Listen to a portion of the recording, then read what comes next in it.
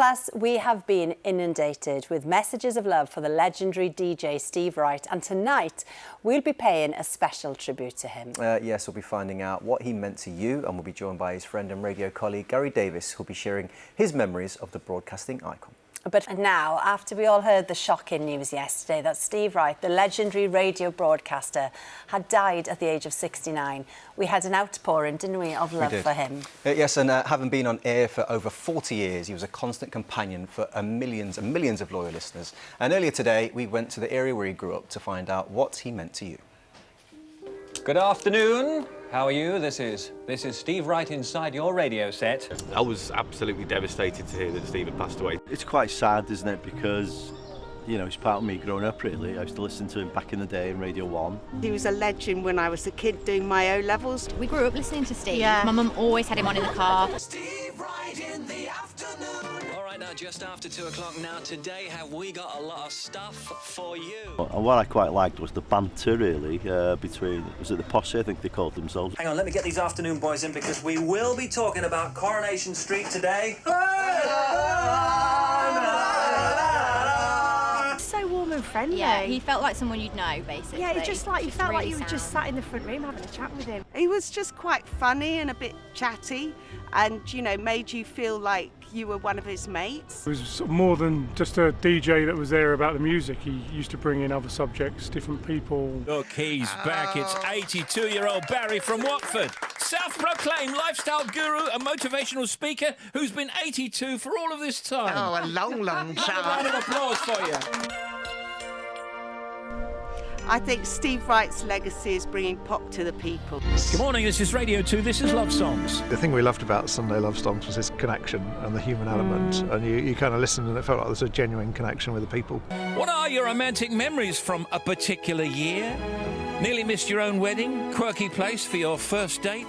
I just thought he always sounded genuinely interested in people's stories, and it was always moving. He always seemed really enthusiastic about everything that he was talking about playing, and he talked to you like he was just talking to you down the pub. My job is to be actually a nice guy, no satire, no nastiness, so I just go with it, you know, and a lot of this stuff is genuinely heartfelt. When I think of radio in the UK, I think of Steve Wright. Yeah. Oh, we have had, honestly, so many messages. We'll read a few now. Roland says, I have listened to Steve Wright's warm and confident voice for years. He spoke with authority and sensibility, and his shows always flew by. I shall miss his excellent playlist. Yes, and Ian says that Steve Wright made us laugh, he amused us at times and moved us at times. He will be sorely missed on the radio. Oh, my gosh. Well, we're joined now by Steve's friend and BBC radio colleague, Gary Davies. Oh, Gary, we are so sorry. It must have been such a shock for you yesterday, it still is a for shock. Everybody. It still is a shock. I still can't comprehend that he's not with us anymore, you know? Because he's been such a massive part of my life and so many people's lives, you know, for over 40 years. Like a permanent fixture, really. Well, absolutely, yeah. Absolutely. Let's cast our minds back then to you on Radio 1 at lunchtimes, handing over then to Steve for his afternoon show. That must have been, you know, fun times. We've got a brilliant picture of you there. What was he like to work with, if you could sum that up in any way? He was just lovely, warm, wacky, fun. You know, I spent 8 years seeing him every day because I was in one studio here, he's in the next studio there. There's only a bit of glass that separates us. And, you know, being the workaholic that he was, he would come in, you know, probably when I started my show at 12:45, he was already in there working on his show, which wasn't coming on air till 3 o'clock. And there'd be all sorts of people in his studio, actors coming in to do the voices of his characters, superstar guests, and invariably, most days, he would get them all to sort of turn around, knock on the window and wave at me, you know, and I'm going... To just try and put you off. I think so. I think so. But he was just a warm and lovely character. I remember when I joined Radio 1, he was already there. And he just welcomed me to the station and, you know, helped ease my nerves because it was daunting place to be early on. And then many years later, I came back and joined Radio 2, and he was there to welcome me again. Very generous of spirit. What I find really interesting about what you're saying there, Gary, is, I mean, he clearly was so talented, Steve, and loved his job, but to put in that level of effort consistently into your work just shows the level of passion that he had for it. Yeah, I mean, absolute passion, but also you've got to understand, radio was his life. Yeah. This is all he wanted to do.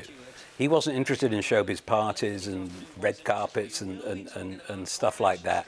He was interested in his listeners and producing the best possible radio show that he could. And that's what he did. Yeah.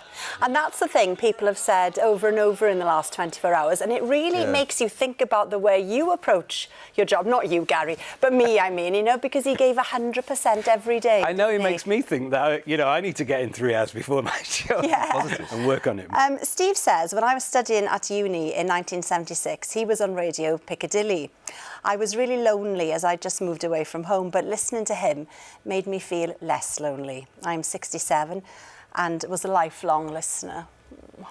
That was the thing, wasn't it? You know, Steve made everybody feel like they were his friends. He used to say that every day on the radio. It's your friend Steve here. Yeah. You know, I'm your mate. And that's exactly what he was. And I think people underestimate, though, how difficult that is, actually, to have that connection, isn't it? It is difficult. It is difficult. And that's the art of radio. And you know, he was a genius at that one-to-one communication. You didn't think he was speaking to thousands or millions, which he actually was.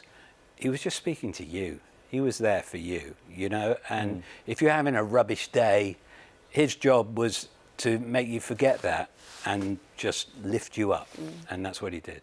He was a real pioneer, wasn't he, in radio? That's how I think a lot of people will remember him. Well, you'll have heard over the last 24 hours a lot of people talking about the zoo format.